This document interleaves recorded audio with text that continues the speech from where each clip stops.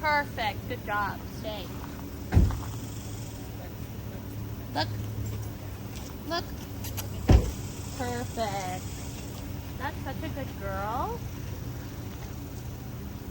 Rosie, come. Yes.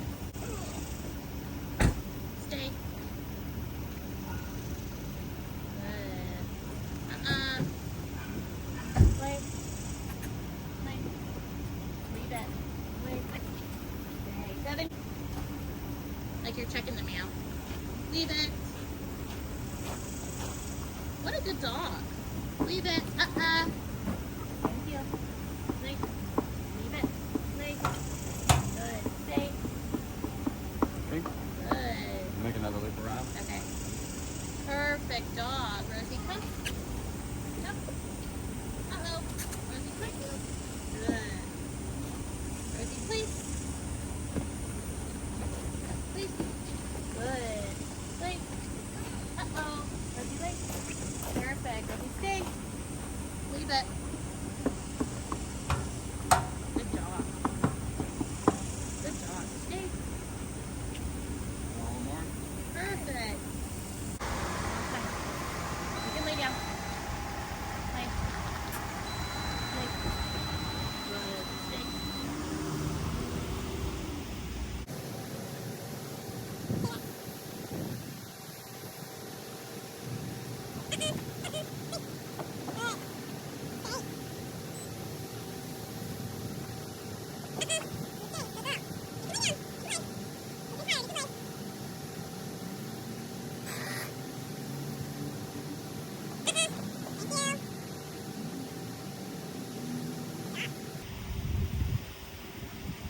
Three, 1.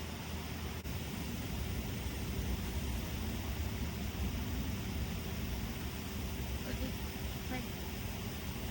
Lay down. Play. Rosie, play. Good. So during this time, there was actually, Devin was filling up the air in the tires in the car in front of us. And then on our right side, there was actually a kid outside playing in his yard. So practicing these duration stays and just letting her kind of just lay down, and she could see she's like chewing on the grass, just relaxing. That's what we want. We want her to be able to relax in chaos. And this is how she's going to learn. No matter what movement, no matter what's going on, she should be able to stay.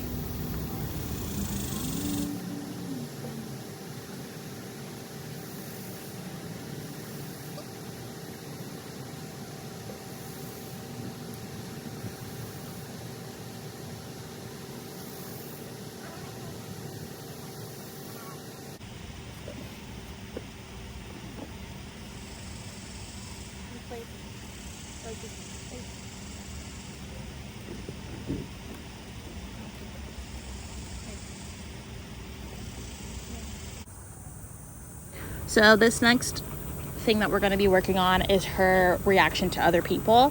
Obviously right now she's pretty tired, and so I want to start off with her working tiredly around another person and then building up to where she has all of her energy. And so just working on having her place and stay while there's someone that she knows right in front of her. And obviously she did very well, but over time what we're going to do is we're going to build up to where the person's talking, to where the person's walking around, they're coming up to me, coming up to her. So that way, 1, we can work on that jumping, and then 2, she understands, what is she supposed to be doing. Here I'm working on that stay in distance, having her focus on me rather than focus on the person. And she's doing really well with that. But over time, we're going to continue building up this impulse control of not wanting to get up or not wanting to go say hi to the other person.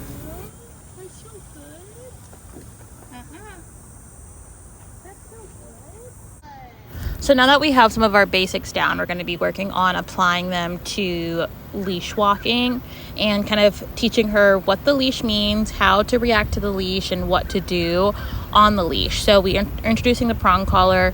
I talk about that later further in the video, but here I'm just teaching her how to turn the pressure off by sitting when I stop, and then kind of looking at me. You kind of see that she's pretty tired in this video. I bring out a higher value reward later in the video, and you'll kind of see her perk up again. But one thing that we want to work on is really just having her understand the boundaries and the expectations of what to do and what not to do on the lead. And that is like obviously no pulling. You know, we're going to have her focus on you instead of other dogs. Like here in this video, she did really good.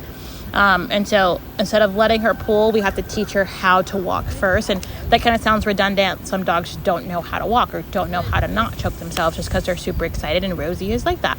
And so we're kind of starting from the very beginning on what to do with the leash, how to react to the leash, and how to react to the pulling and no pulling, things like that. And she caught on very quickly.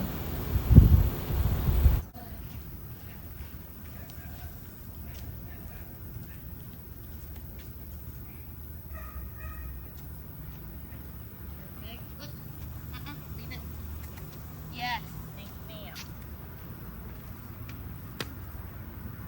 What do you do? Sit.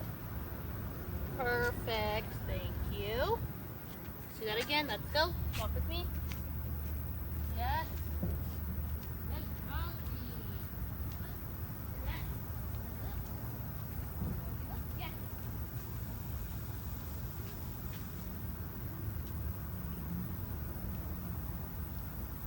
Perfect. Yes. Good, Rosie girl.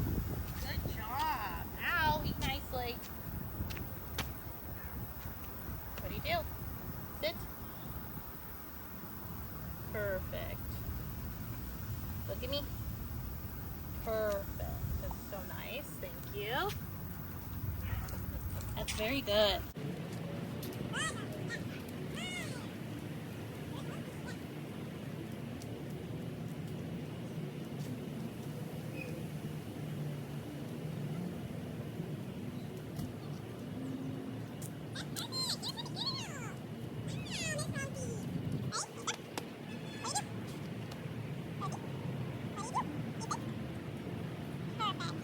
That's so nice. So introducing her to the prong collar. The prong collar is not a forever thing.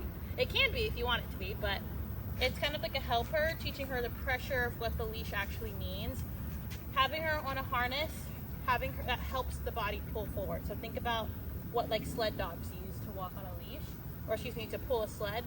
They're wearing a harness, and that supports their body to run and move forward, right? And so having, like here on our walks, we use a slip lead. She does pretty well on that, but she's still super excited. She's learning to pull through the choking, right, on the slip lead or even like a collar. The prong doesn't choke the dog. It actually protects the trachea and helps them stop choking. It adds pressure. So kind of think about it with a mom and their kid. The mom is holding on to the kid's wrist. The kid pulls away. The mom tightens. When the kid comes back to mom, she releases, right? That's exactly what the prong does. It adds pressure. She pulls. There's slightly pressure. When she releases on herself, walks closer to me, the prong releases. So it's teaching the dog how to add pressure and take off pressure. And then eventually you can go back to a collar. And if you really want to go back to a harness, we can do that too.